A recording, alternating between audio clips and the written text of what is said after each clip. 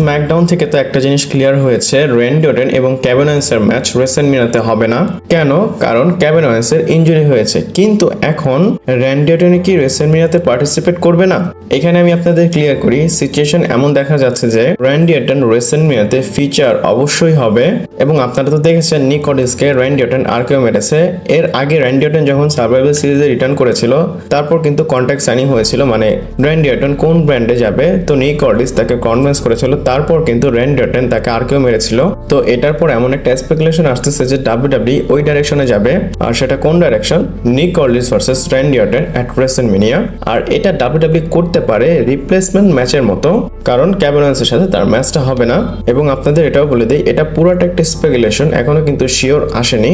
Even এমন কিছু idea আসতেছে যে রক এবং জন সিনা এবং কোডি রোডসের যে একটা ফিউড হচ্ছে, সেখানে র্যান্ডি অর্টনকে ডাব্লিউডাব্লিউ নিয়ে আসতে পারে। এটা কেন? কারণ র্যান্ডি অর্টনের কাছে কিন্তু এখন আর মেজর কোনো কিছুই বাকি নেই, সবকিছু হারিয়ে ফেলেছে।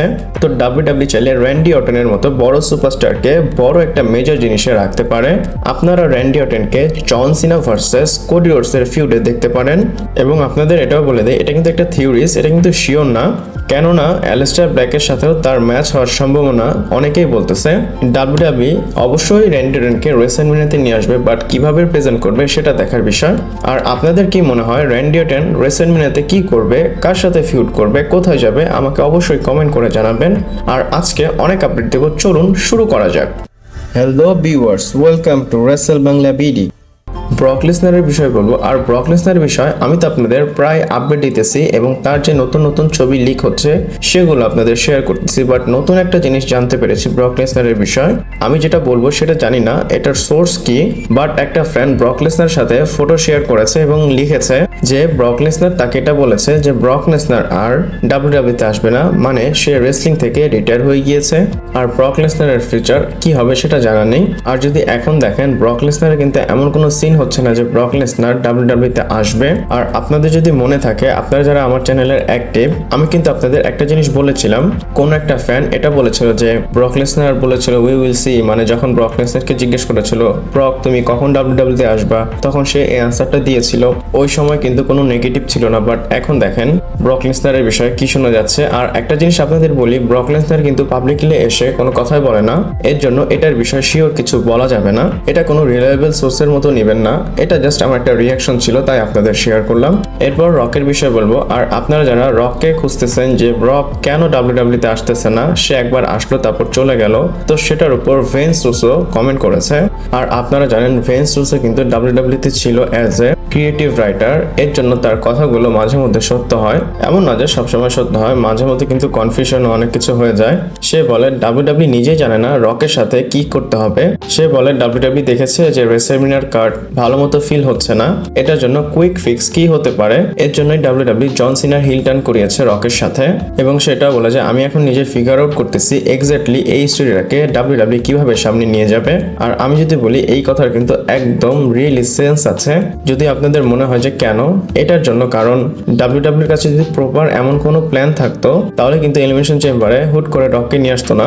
নিয়ে আসছে এবং কয়েকটা শোতে সে তো আসেইনি। যদি প্ল্যান থাকতো রক আসতো এবং প্রত্যেকটা শোতে আসতো এবং প্ল্যান অনুযায়ী ডাব্লিউডাব্লিউ তাকে রেসলম্যানিয়া পর্যন্ত নিয়ে যেত। আর এখন দেখেন রেসলম্যানিয়া সিজনে রক কিন্তু অ্যাক্টিভ না, তো ডাব্লিউডাব্লিউ তাড়াতাড়ি সবকিছু করে ফেলেছে প্ল্যান ছাড়াই। আপনাদের কি মনে হয় আমাকে কমেন্ট করে জানাবেন। এরপর আবার রকের বিষয় বলবো। আপনারা জানেন কোডি রোডস ভার্সেস রক এবং রক ভার্সেস রোমান রেইন্স, এই দুইটা ম্যাচ ফ্যানরা সবসময় চায় দেখার জন্য। এবং তারা বলে রক রিটায়ার হওয়ার আগে আমরা ডাব্লিউডাব্লিউ টিভি প্রোগ্রামে এই ম্যাচগুলো দেখতে চাই। আর এই ম্যাচগুলোর বিষয় হয়তো পজিটিভ কিছু কথা জানতে পেরেছি, আর সেটা আপনাদের শেয়ার করব। প্রথমেই বলবো কোডি রোডস এমন একটা লোক, সে এমন ভাবে দেখায় যে ডাব্লিউডাব্লিউ কে সেই রিপ্রেজেন্ট করে। সে শুধু ডাব্লিউডাব্লিউ সুপারস্টার না, সে শুধু ডাব্লিউডাব্লিউ চ্যাম্পিয়ন না, সে কিন্তু ডাব্লিউডাব্লিউর বড় একটা ফেস। এবং অনেক মেজর ইন্টারভিউতে কিন্তু কোডি রোডসই চলে আসে। আপনারা যদি ডাব্লিউডাব্লিউর কোনো প্রোডাক্ট দেখেন সেখানে কিন্তু কোডি রোডস থাকবেই। যারা বুঝেন তারা কিন্তু তখনই বুঝে ফেলছেন যে কোডি রোডস আসলে ডাব্লিউডাব্লিউর বিগেস্ট বেবি ফেস।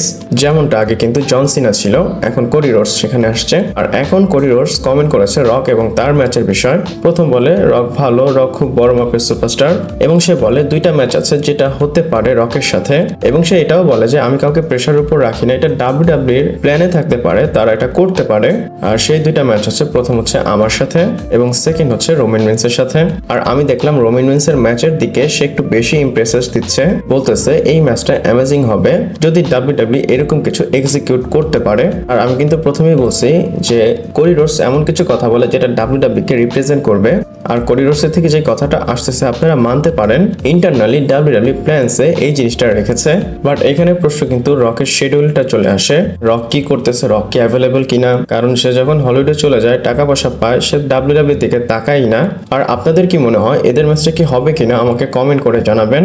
এরপরে ড্রু ম্যাকইন্টায়ারের বিষয়ে বলবো। আর অনেকদিন হয়েছে আমরা কিন্তু ড্রু ম্যাকইন্টায়ারের স্যাভিজ টুইটের বিষয়ে কথা বলতেছি না। আর আপনারা যারা টুইটারে একটু অ্যাক্টিভ থাকেন আপনারা কিন্তু একটা জিনিস দেখেছেন, ড্রু ম্যাকইন্টায়ার এবং ফিন ব্যালার একটা অকওয়ার্ড মোমেন্ট ভাইরাল হয়েছে এবং প্রায় এটা চলে আসতেছে। আর ফিন ব্যালার যখন চ্যাম্পিয়নশিপের জন্য চ্যালেঞ্জ করতেছিল, ডেমিয়ান প্রিস্ট এমনভাবে 2 হাত উঠিয়ে চিৎকার করেছে, সেটা অনেক ফানি ছিল। আর একটা টুইট আসে ডটম্যান, আর এটা হচ্ছে ফুটবল টিম, আর এটা কিন্তু অনেক পুরানো এবং লেখা আছে ডিফাইন্ড অরা, আর সেটাকে রিটুইট করে ড্রু ম্যাকইন্টায়ার ডেমিয়ান প্রিস্টের মজা নেওয়ার জন্য সেই টুইটটা করে, মানে ভিডিওটা পোস্ট করে। এবং আপনাদের আমি ভিডিওটা দেখাই, আপনারা যদি দেখেন এটা কিন্তু অনেক বেশি অকওয়ার্ড লাগতেছে। আর এইভাবে যে চিৎকার করলো ডেমিয়ান প্রিস্ট, আপনাদের কেমন লেগেছে? এবং ড্রু ম্যাকইন্টায়ার ভার্সেস ডেমিয়ান প্রিস্টের ম্যাচ আপনারা কিভাবে দেখতেছেন আমাকে কমেন্ট করে জানাবেন। এরপর বলবো WWE তে খুব ভালো মতো চলতেছে, বাট যখন রেসেলমিনিয়ার টিকিট সেলসের কথা আসে সেই বিষয়টা কিন্তু ভালো চলতেছে না। এবং আমি কিন্তু রেসেলমিনিয়ার আপডেট আপনাদের দিয়ে আসতেছি টিকিট কেমন বিক্রি হচ্ছে। এবং লাস্ট আপনারা দেখতে পাচ্ছেন এখানে রেসেলমিনিয়ার যে নাইট 1 সেখানে জাস্ট 1000 টিকিট বিক্রি করা হয়েছে 8 দিনে। আর যদি হিসেব করেন 50,000 টিকিটও কিন্তু এখনো বিক্রি হয়নি। বাট নাইট 2 যদি দেখেন সেটার হিসাব একটু ভালো আছে, বাকি 8 দিনের মধ্যে 1200 টিকিটের উপর বিক্রি হয়েছে এবং কারেন্টলি কিন্তু 53,000-এর উপর টিকিট বিক্রি হয়েছে। এমনিতে কিন্তু দেখেন র এবং স্ম্যাকডাউনে 15-20,000 লোক আসে, 50,000 লোক রেসেলমিনিয়াতে আসবে, এটা খুব কম। আমার কাছে এখানে WWE স্ট্র্যাটেজি একটু অদ্ভুত লেগেছে। আর আপনাদের এটার উপর কেমন টেক আমাকে কমেন্ট করে জানাবেন। এরপর 2025 সালে আপনারা রেসেলমিনিয়া আবার 2 নাইটসে দেখতে পারবেন। আর এটা কিভাবে, এটা হচ্ছে সামার স্ল্যাম জানেন 2 নাইটস হবে। আর কিছু কিছু ভাইব যে ফিলিং সেটা কিন্তু রেসেলমিনিয়ার মতোই হবে সামার স্ল্যামে। এবং 2 নাইটসের ইভেন্ট কিন্তু WWE একটু বড় স্টেজেই নিয়ে যায়। এবং এই সামার স্ল্যামে একটা যে ম্যাচ সেটা WWE কারেন্টলি প্ল্যান করে রেখেছে, আর সেটা হচ্ছে রোমান রেইন্স ভার্সেস CM পাঙ্কের। আর এই যে ফিউড এইটা WWE সামার স্ল্যাম পর্যন্ত নিয়ে যাবে। আর আই থিঙ্ক এটা অনেক বেশি অবভিয়াস, যেভাবে রেসেলমিনিয়াতে WWE এদের হিস্ট্রিটা দেখাচ্ছে, তাহলে অবশ্যই WWE এটাকে টেনে নিয়ে গিয়ে সামার স্ল্যামে বড়ভাবে দেখাবে। আপনারা রোমান রেইন্স ভার্সেস CM পাঙ্কের ম্যাচ দেখতে চান কিনা সামার স্ল্যামে আমাকে কমেন্ট করে জানাবেন।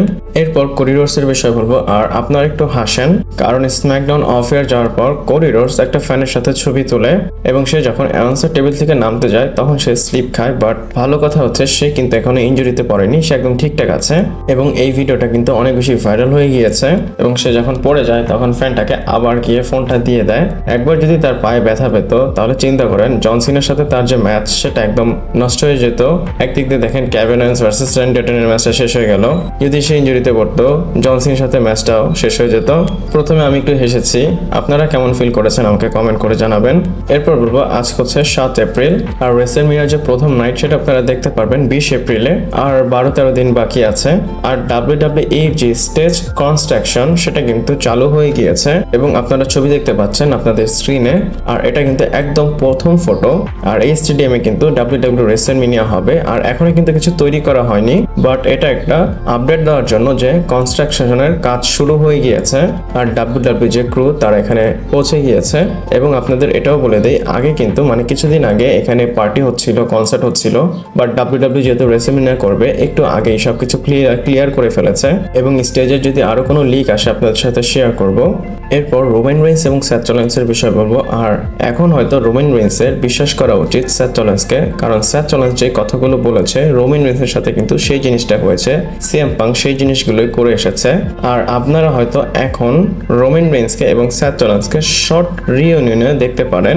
আর আপনারা জানেন পল হেমেন সিএম পাঙ্কের সাথে চলে এসেছে। আর রেসলম্যানিয়াতে যখন ম্যাচ হবে তখন দেখবেন রোমান রেইন্স এবং সেথ রলিন্স দুইজন শিল্ড হয়ে সিএম পাঙ্কের উপর অ্যাটাক করবে এবং দুইজন মিলে সিএম পাঙ্ককে এই ম্যাচে রুল আউট করে ফেলবে।